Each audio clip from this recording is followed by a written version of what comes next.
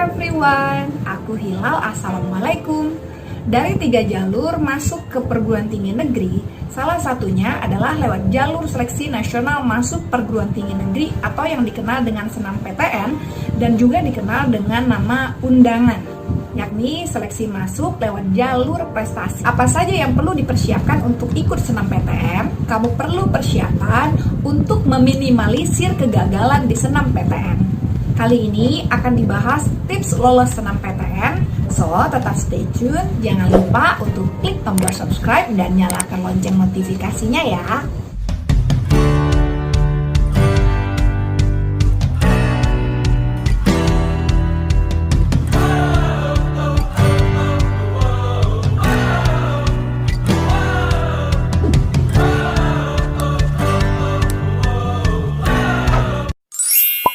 Jalur SNMPTN, kuotanya ada 20%. Catatan penting untuk seleksi nasional masuk perguruan tinggi negeri, untuk sekolah akreditasi A, boleh mengirim 40% terbaik siswanya. Sementara, untuk sekolah dengan akreditasi B, boleh mengirim 25% terbaik siswanya. Dan untuk sekolah dengan akreditasi C, boleh mengirim sebanyak 5% dari terbaik siswanya. Kemudian di SNMPTN hanya boleh memilih 1 atau 2 jurusan, baik pada 1 PTN atau pada 2 PTN. Cuma kalau boleh menyarankan, sebaiknya hanya pada 1 PTN. Tidak kalah pentingnya, jika kamu mengikuti seleksi nasional masuk perguruan tinggi negeri, ketika kamu lolos maka kamu wajib mengambilnya. Jika kamu tidak ambil atau tidak daftar ulang, maka ada sanksi untuk sekolah dan adik-adik kelas kamu. Selain itu, jika kamu lolos di SNMPTN, maka kamu tidak boleh lagi mendaftar di SBMPTN. Secara otomatis, panitia LTMPT akan menutup akses kamu untuk mendaftar di SBMPTN jika kamu sudah lolos lewat jalur SNMPTN. Bagi kalian pelajar kelas 12, ada 3 hal penting yang perlu kalian perhatikan terkait dengan tips agar lebih berpeluang untuk lolos SNMPTN. Sekarang kita bahas pokok utama dari SNMPTN, yaitu nilai. Nilai untuk ikut SNMPTN idealnya naik tiap semester untuk tiap mata pelajaran, atau nilaimu stabil. Jika nilaimu naik turun, maka setidaknya nilai yang turun tersebut cukup tinggi dari nilai KKM. Untuk membeli jurusan, maka modalmu adalah nilai yang layak. Semakin favorit dan semakin unggulan jurusan dan PTN yang kamu pilih, tentunya membutuhkan nilai yang semakin tinggi dan juga ketepatan yang semakin tinggi. Misalkan nilai rata-rata rapotmu 85. Kamu ingin memilih akuntansi UI, mungkinkah kamu bisa lolos di akuntansi UI? Tanyakan kepada guru BK, adakah alumni yang lolos dengan nilai rata-rata rapot 85 ke akuntansi UI?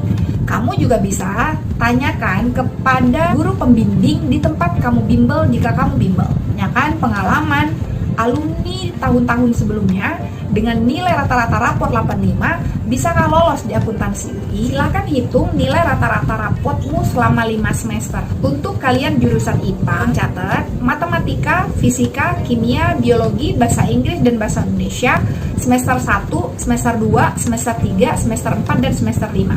Dan untuk kalian yang IPS juga sama, 6 mata pelajarannya adalah matematika, geografi, ekonomi, sosiologi, bahasa Inggris, dan bahasa Indonesia. Selain nilai rata-rata tinggi yang diperlukan untuk ikut seleksi nasional masuk perguruan tinggi negeri, tolong kalian perhatikan pelajaran apa yang kamu unggul dari semester 1 sampai semester 5 per bidang mata pelajaran. Misalnya, kamu ingin ke fakultas teknik dengan jurusan teknik mesin.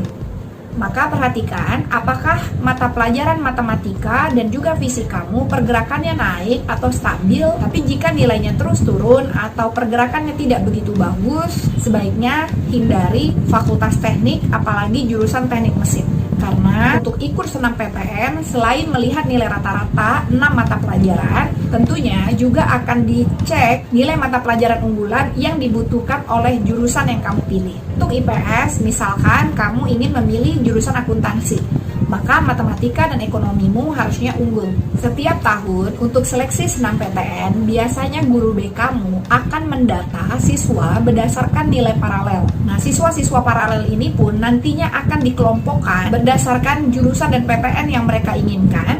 Kemudian akan dilihat siapa yang memiliki nilai tertinggi. Contohnya, ada 3 orang akan memilih akuntansi UI dengan peringkat paralel yang berbeda-beda. Sementara alumni dari sekolah tersebut hanya 1 orang yang lolos di akuntansi UI lewat jalur SNMPTN. Artinya, 3 siswa tadi yang memiliki nilai tertinggi itulah yang layak untuk maju memilih akuntansi UI. Sementara 2 siswa lainnya disarankan untuk memilih jurusan lain di UI, tentu dengan nilai yang layak untuk memilih jurusan di UI, atau tetap memilih akuntansi tapi dianjurkan untuk memilih perguruan tinggi negeri yang lainnya, sehingga kesempatan untuk lolos SNMPTN jauh lebih besar. Kesimpulannya adalah, lawanmu adalah teman sekolahmu sendiri yang memiliki nilai paralel lebih tinggi daripadamu, memiliki nilai rata-rata lebih tinggi dari nilaimu, dan dia memilih jurusan dan PTN yang sama denganmu. Terus bagaimana? Misalkan saya ingin memilih Brawijaya akuntansi, sementara temanku ingin memilih akuntansi UI, dan nilai paralel dia lebih tinggi. Apakah dia jadi lawanku? Tidak, karena kalian memang sama-sama memilih jurusan akuntansi, tapi temanmu memilih UI dan kamu memilih Brawijaya. Maka itu tidak disebut sebagai pesaing dari teman sekolah sendiri. Saing kita yang paling pertama adalah teman yang memilih jurusan dan PTN yang sama denganmu dan nilai dia lebih tinggi. Poin penting yang kedua adalah alumni lewat jalur SNMPTN. Pada seleksi masuk SBMPTN ataupun juga ujian mandiri, alumni sama sekali tidak berpengaruh. Alumni yang dimaksud adalah alumni 3 atau 4 tahun di atasmu. Alumni berpengaruh karena alumni adalah citra dari sekolahmu, adalah gambaran dari sekolahmu. Jika alumni yang berada di berbagai PTN dan berbagai jurusan bagus kualitasnya, maka itu memberikan kesempatan bagi kalian untuk bisa lolos ke sana. Sementara jika alumni kalian memiliki track record yang tidak begitu bagus, sebaiknya tidak memilih jurusan dan PTN yang alumninya keterima di SNMPTN tapi tidak diambil atau tidak daftar ulang. Jangan memilih jurusan dan PTN yang sekolahmu di blacklist oleh PTN tersebut, kecuali jika blacklist itu sudah dihapus masanya. Maka kalian tanyakan kepada guru BK di sekolah, adakah riwayat seperti itu. Kemudian kalian juga perlu untuk melacak jejaring alumni untuk mengetahui adakah alumni kalian yang terkena narkoba atau dropout atau DO dari perguruan tinggi negeri yang akan kalian pilih. Karena hal ini bisa membahayakan kesempatan kamu untuk lolos PTN sekalipun nilai kamu bagus. Jika membicarakan peluang oleh alumni lewat jalur SNMPTN, kalian perlu memprioritaskan memilih jurusan dan PTN yang ada alumni kamu di jurusan dan PTN yang kamu mau. Yang kedua, yang boleh juga kamu pertimbangkan adalah memilih jurusan yang ada alumni di PTN-nya tapi tidak ada di jurusan yang kamu mau. Misalnya, kamu ingin memilih jurusan akuntansi UI, sementara alumnimu lolos di hukum UI. Ini juga masih bisa untuk kamu pilih. Lalu bagaimana jika 3-4 tahun terakhir ternyata tidak ada alumni dari sekolahmu yang lolos lewat SNMPTN? Kamu tetap saja boleh memilih jika nilaiku layak untuk memilih akuntansi UI dan alumniku ada di akuntansi UI, apakah aku pasti diterima? Wallahu a'lam, karena persaingan setiap tahun berbeda-beda. Cuman setidaknya secara strategi kamu sudah tepat.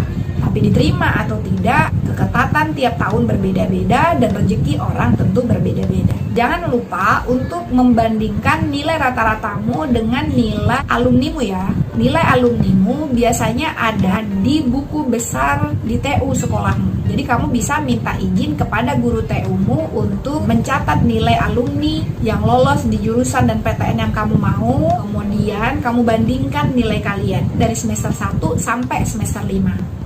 Jangan lupa ya untuk mengecek alumni sekolahmu 3 atau 4 tahun terakhir ke jurusan dan PTN apa saja.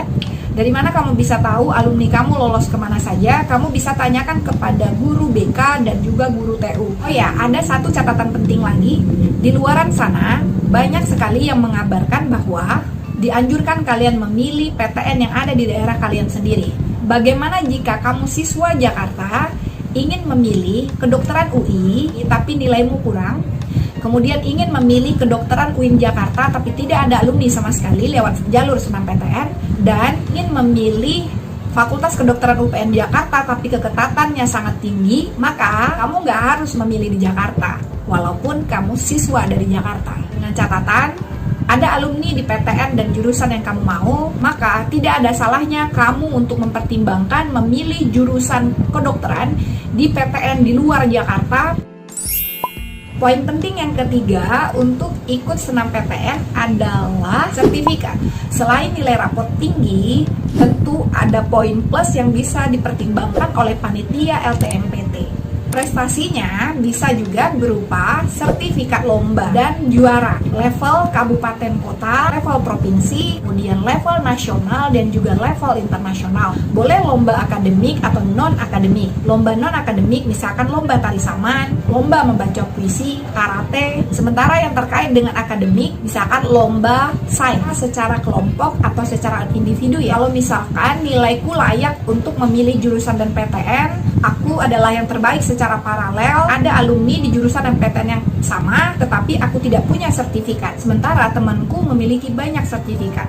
Saya pernah menangani kasus yang seperti ini. Bisa kok siswa tersebut lolos walaupun dia tidak memiliki sertifikat. Itu saja video kali ini, semoga bisa bermanfaat. Jangan lupa untuk klik tombol subscribe, like, dan juga kamu boleh share video ini ke seluruh sosial media yang kamu punya. Bye everyone, aku Hilal. Assalamualaikum.